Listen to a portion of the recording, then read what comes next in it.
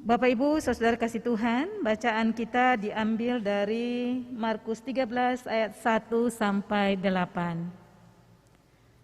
Markus 13 ayat 1 sampai 8.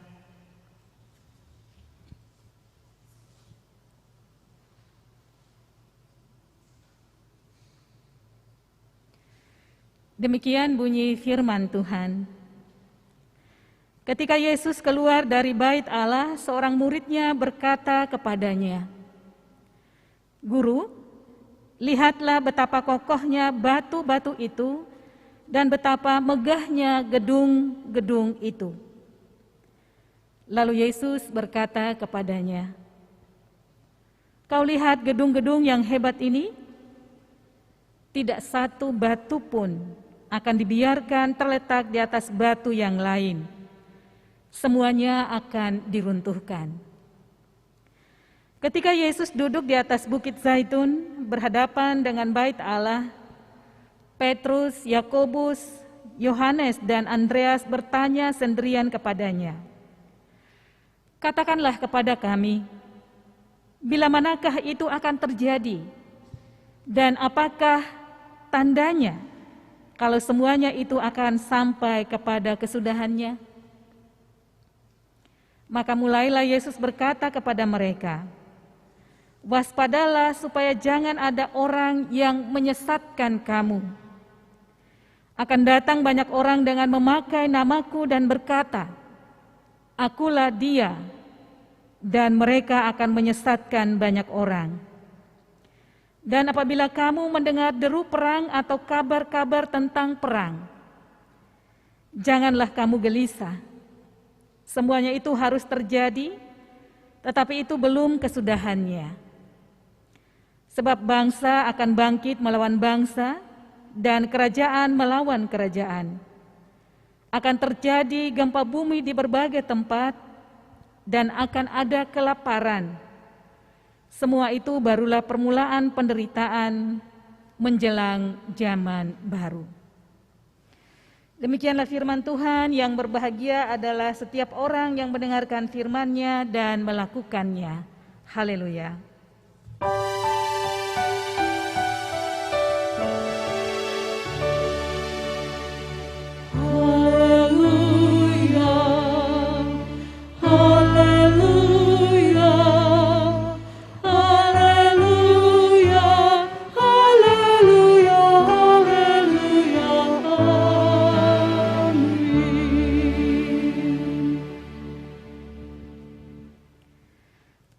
Bapak Ibu, Saudara kasih Tuhan, tema khotbah hari ini adalah hidup dalam ketulusan.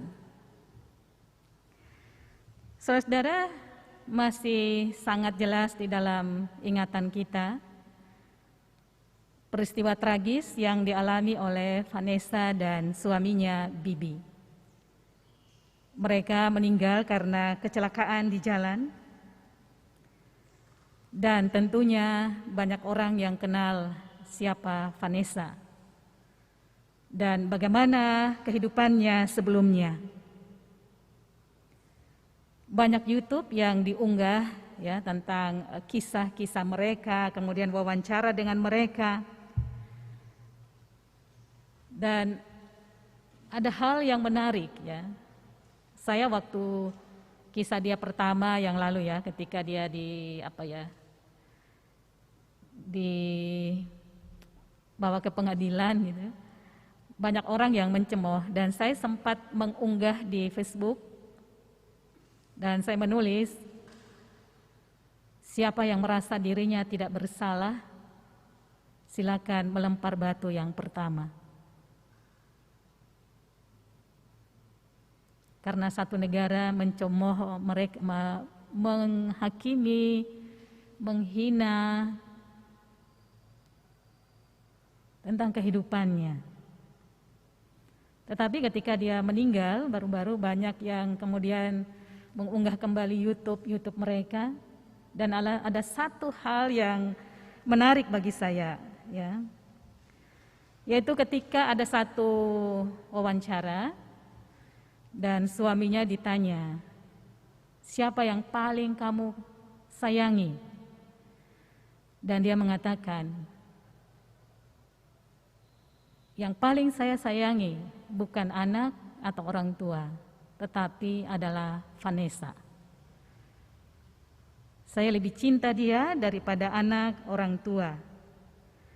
Vanessa yang berasal dari keluarga yang sudah tidak punya orang tua, hidup juga berkekurangan, harus numpang di tempat orang, ya.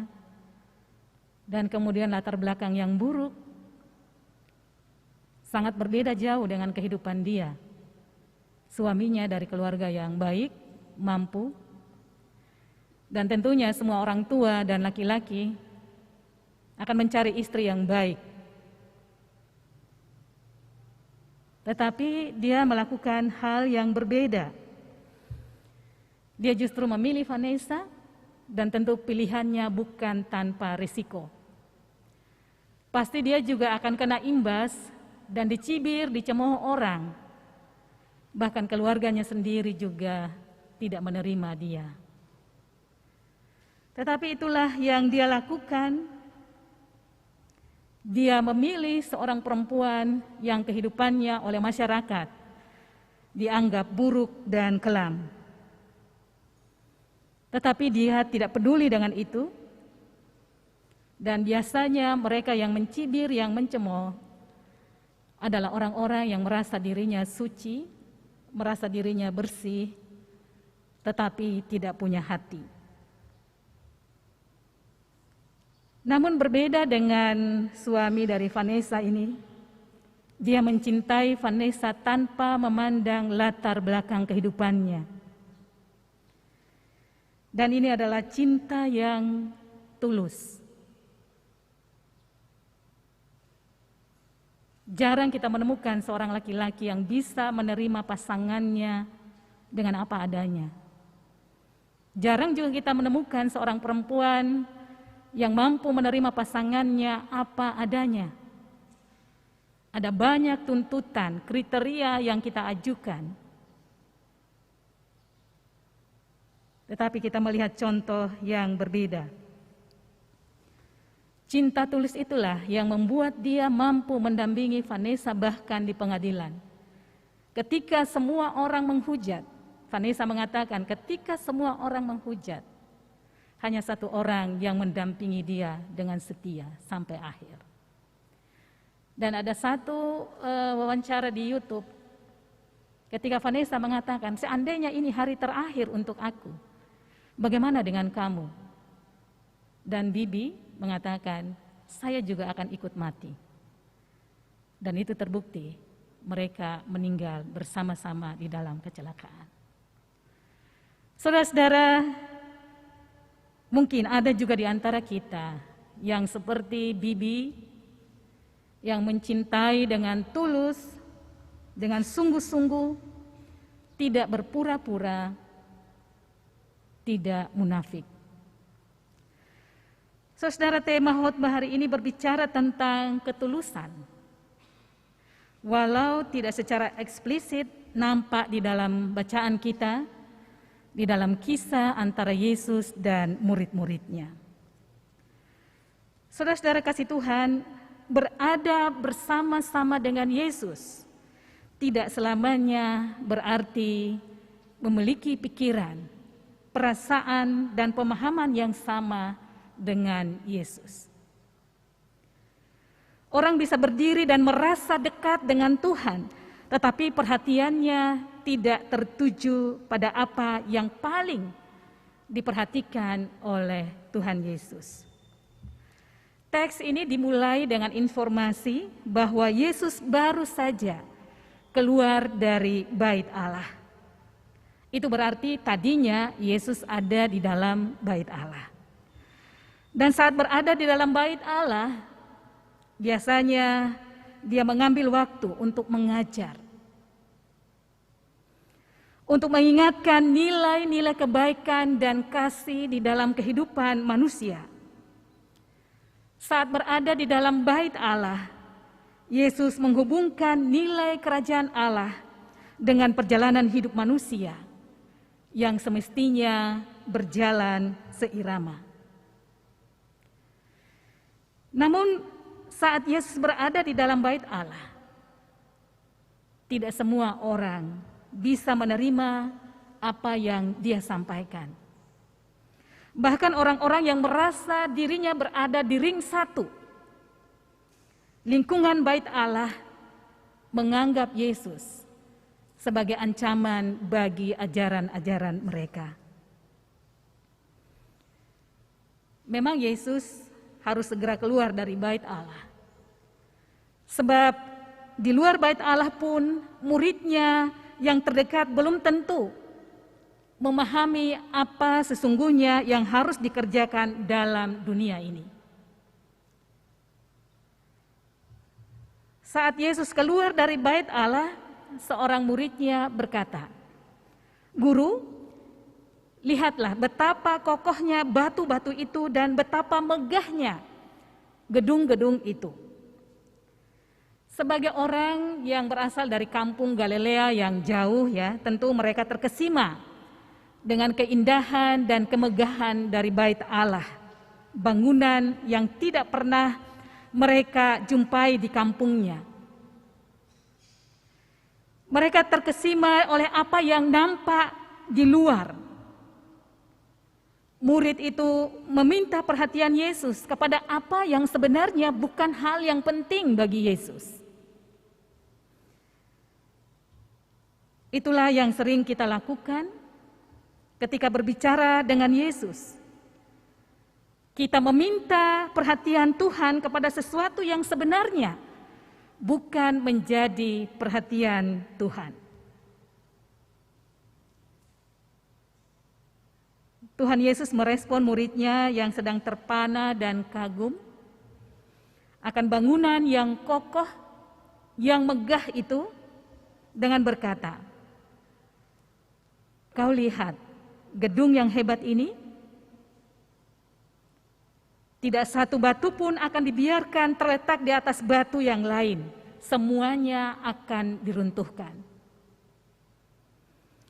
Konon dikatakan bahwa bangunan bait Allah itu demikian megah dan kokohnya karena tersusun dari batu-batu pilihan, batu-batu yang besar dan tahan lama sehingga ketika itu dilihat sebagai sesuatu yang sangat hebat. Belum lagi dengan peralatan semua di dalam bait Allah yang terdiri dari atau dibuat dari emas, permata, ya, sangat-sangat megah. Kita melihat di sini muridnya melihat penampilan, tapi Tuhan mengajak mereka melihat nasib dari penampilan yang kuat dan megah itu. Yang kamu bilang hebat ini suatu saat akan hancur. Yang kamu bilang kuat akan runtuh tak bersisa. Konsep berpikir tentang bait Allah di antara murid-muridnya adalah bahwa kalau bait Allah adalah tempat dari Tuhan, maka mereka sebagai orang-orang yang dekat dengan Tuhan pasti akan mendapatkan posisi tertentu di dalam kerajaan itu, di tempat yang megah itu. Motivasi mereka mengikuti Yesus bisa berbeda dengan apa yang seharusnya mereka alami atau mereka jalani. Bukannya memikul salib, tetapi justru memikirkan kedudukan atau kepentingan-kepentingan, posisi-posisi. Bukannya menderita, tetapi mengharapkan sesuatu yang menguntungkan mereka. Dan itu kita sudah lihat di dalam bacaan kita, bisa kita lihat ya di bacaan kita di Matius 18 ayat 1-4. Murid-muridnya pernah bertanya, siapa yang paling terbesar di dalam kerajaan surga? Maksudnya di antara mereka nanti, ketika Yesus naik ke surga, kira-kira mereka itu posisinya di mana? Bahkan ada ibu mereka yang meminta, tolong ya, nanti kalau sampai di surga, pikirkanlah kedudukan dari murid-murid ini. Ada yang di sebelah kanan, ada yang di sebelah kiri, gitu ya. Yesus berpikir tentang resiko mengikuti dia, yaitu penderitaan dan penolakan. namun mereka berpikir tentang posisi dan kedudukan yang akan mereka terima. Dan ini menjadi sesuatu yang rentan untuk tidak setia. Apalagi ketika ada penderitaan di dalam kehidupan kita, maka orang gampang goyah untuk kemudian putus asa. Karena bayangan mereka sebelumnya tidak sesuai dengan kenyataan. Mengikuti Yesus itu pasti enak. Mengikuti Yesus itu pasti hidup kita menyenangkan. Dari orang miskin menjadi kaya, dari orang yang menderita menjadi bahagia, sukacita. Yang sakit-sakitan jadi sembuh total. Tetapi ketika menjadi orang Kristen dan kita mendapatkan kenyataan yang berbeda, kita lalu protes kepada Tuhan. Kok gini ya? Kalau begini lebih baik saya tidak usah jadi orang Kristen. Saya jadi orang Kristen kok masih sakit, masih menderita, tetap miskin, tidak berubah hidupnya. Hal ini bisa membuat kita kecewa dan putus asa. Banyak ya Bapak Ibu kita protes kepada Tuhan. Kadang kita memaksa Tuhan juga. Ya. Kadang saya berpikir ya ini yang jadi Tuhan apa saya gitu ya. Karena saya yang menuntut Tuhan harus memenuhi kehendak saya, keinginan saya, dan bukan saya yang mau menyelaraskan hidup saya dengan kehendak Tuhan. Terbalik. Belum lagi kita ngancam-ngancam Tuhan ya. Kalau Tuhan nggak beri, pokoknya saya nggak mau ke gereja, nggak mau jadi orang Kristen lagi gitu ya. Kan kita memaksa Tuhan untuk sesuai dengan keinginan kita. Saudara-saudara kasih Tuhan, ketika manusia melihat posisi, keuntungan, penampilan, kekuatan, Tuhan justru melihat nasib. Ketika kita sibuk terpukau dengan penampilan fisik yang hampir tak terkalahkan, kemegahan, Tuhan melihat akan jadi apakah kita nanti. Tidak satu batu pun terletak di atas batu yang lain. Sama artinya dengan yang paling kuat pun suatu saat tidak akan bisa menopang yang lain. Tidak ada satupun batu yang ada di atas batu yang lain. Yang terkuat pun suatu saat akan diruntuhkan. Kesombongan dan keangkuhan akan diruntuhkan. Bukan bangunan fana ini yang mengokohkan hidup beriman kita. Bukan mengandalkan penampilan fisik atau hal-hal duniawi yang sifatnya sementara atau sifatnya fana. Tetapi ajaran Yesus itulah yang menghidupkan dan mengokohkan kehidupan kita. Saudara, saat berada di Bukit Zaitun yang berhadapan dengan Bait Allah, Yesus tidak terlalu menanggapi pertanyaan murid-muridnya tentang bila manakah kehancuran dari Bait Allah itu akan datang. Kapan Bait Allah itu akan runtuh? Daripada sibuk memikirkan waktunya, Yesus justru mengajak mereka sekali lagi untuk masuk ke dalam diri mereka sendiri. Melihat ke dalam diri mereka sendiri dan meninjau hati nurani mereka. Yesus mengingatkan bahwa akan ada situasi yang membuat orang bisa ditarik dari Kristus dan disesatkan dengan situasi yang merepotkan, yaitu menderita karena nama Yesus, dibenci karena mengikuti Yesus. Semua orang atau banyak orang akan membenci kita sebagai pengikut Yesus. Kehancuran fisik bisa menjadi taruhan besar. Siapa bertahan sampai kesudahan, dia akan selamat. Persoalannya sekarang adalah bagaimana hidup dengan situasi yang merepotkan. Menderita karena nama Kristus dan dibenci oleh semua orang. Bisakah kita bertahan? Ataukah kita termasuk dalam kelompok orang yang tidak setia, yang hanya mengikuti Yesus ketika situasinya aman, Tetapi ketika situasi itu penuh dengan penderitaan, maka kita tidak sungkan-sungkan untuk pergi meninggalkan Dia. Ketika situasi kehidupan yang kita alami tidak sesuai dengan harapan kita, penuh penderitaan, penuh dengan tekanan, kita akan mudah goyah untuk kemudian meninggalkan Tuhan. Misalnya ada banyak orang yang mulai tidak setia karena penantian akan sesuatu yang begitu lama. Menantikan kesembuhan dari sakit tapi kok nggak sembuh-sembuh, orang lalu kecewa. Menantikan jodoh yang tidak datang-datang, akhirnya kita kecewa kepada Tuhan. Kok sampai sekarang saya masih jomblo ya? Nggak punya pasangan, apa Tuhan nggak melihat saya? Ada banyak orang yang kecewa menantikan pertolongan Tuhan untuk merubah situasi kehidupannya, penghasilannya, ekonominya. Dan hidup yang diakhiri dengan kekecewaan memang tidak akan menimbulkan damai sejahtera di dalam hidup kita.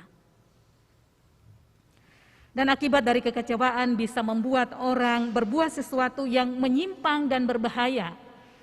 Tidak hanya bagi dirinya tetapi juga bagi orang lain. Orang lalu protes, mengambil tindakan yang menyakiti, mabuk-mabukan, ngebut di jalan, menantang kematian, ya. Kekecewaan itu kita lampiaskan di dalam hidup kita. Bahkan kalau perlu kita membunuh orang, memukul orang, hidup apatis, tidak punya gairah hidup lagi. Tidak hanya itu, saudara-saudara kasih Tuhan. Ada banyak orang Kristen yang gugur imannya di tengah perjalanan hidup karena tidak tahan terhadap godaan dan berbagai macam kesulitan hidup. Kita ikut dengan apa yang dunia ini lakukan. Korupsi, suap menyuap, tipu-tipu gitu ya. Banyak juga dilakukan oleh orang Kristen. Demi jabatan, demi pasangan hidup kita bisa menjual iman kita. Ini kan kesempatan. Kalau bukan saya yang ambil nanti orang lain yang ambil. Mumpung ada kesempatan ya saya ambil aja.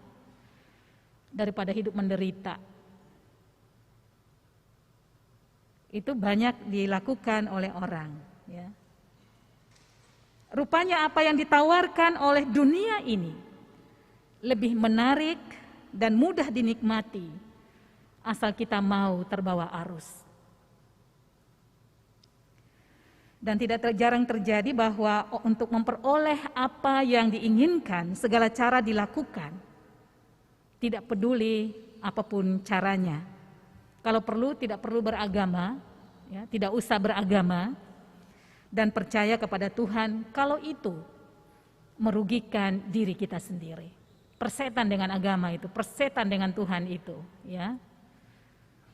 Yang penting kan happy, yang penting bisa kaya gitu. Ada banyak kejahatan di sekitar kita, ya. Termasuk dosa-dosa yang biasanya dilakukan oleh banyak orang. Dengan cara licik, orang mendapatkan jabatan, dengan menggunakan pihak keamanan, aparat, polisi, kita bisa menakut-nakuti orang untuk merampas tanah mereka, merampas harta milik mereka. Dan ada juga orang yang memanfaatkan tokoh-tokoh agama untuk berbuat kacau. Pemimpin agama menjadi tidak peduli dengan penderitaan umat karena ternyata ada juga pemimpin agama yang doyan uang, ya, suka uang, itu banyak.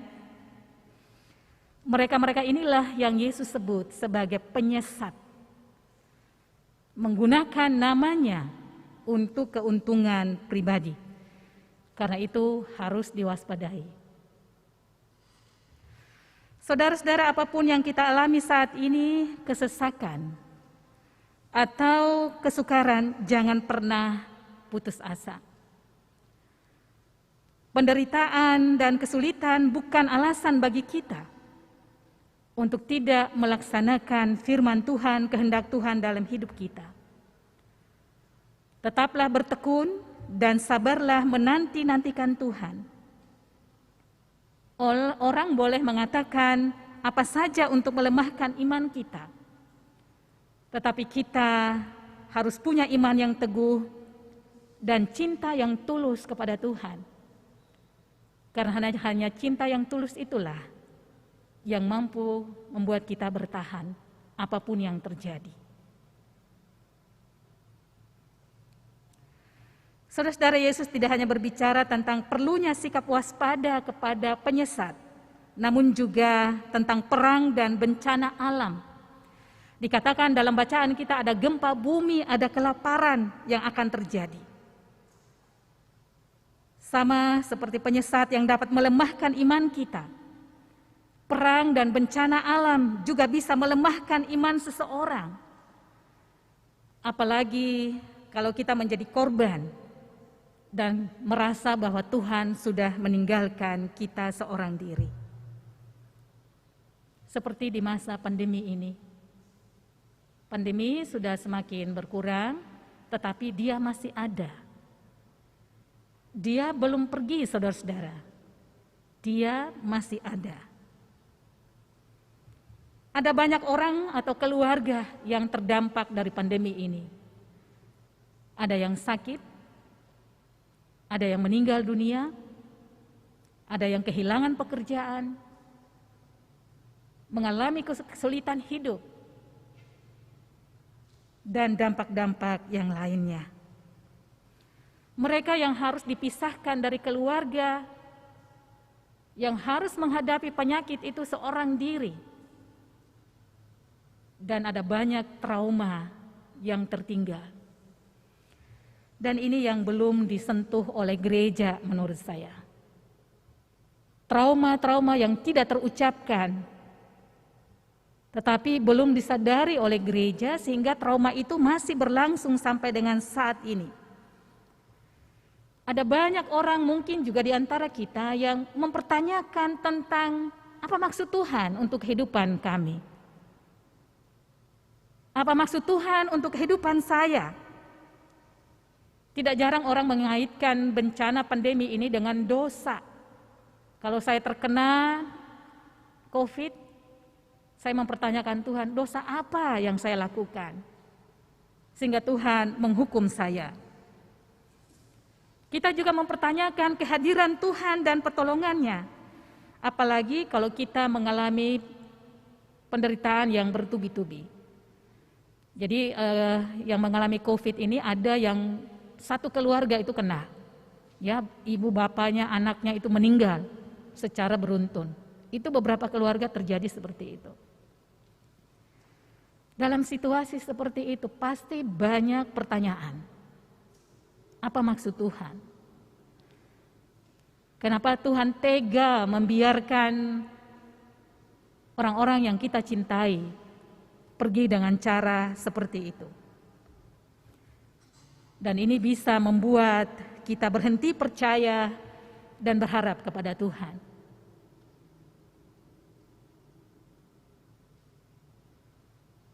COVID sudah berkurang. Tetapi kekecewaan kita, trauma kita masih terasa sampai dengan saat ini. Namun bacaan kita memperlihatkan bagaimana Tuhan menasihatkan murid-muridnya agar tidak gelisah. Apa yang terjadi belum merupakan kesudahan alam atau kiamat, melainkan awal dari zaman baru. Pandemi yang kita hadapi juga belum merupakan kesudahan alam walaupun terlihat seperti kiamat.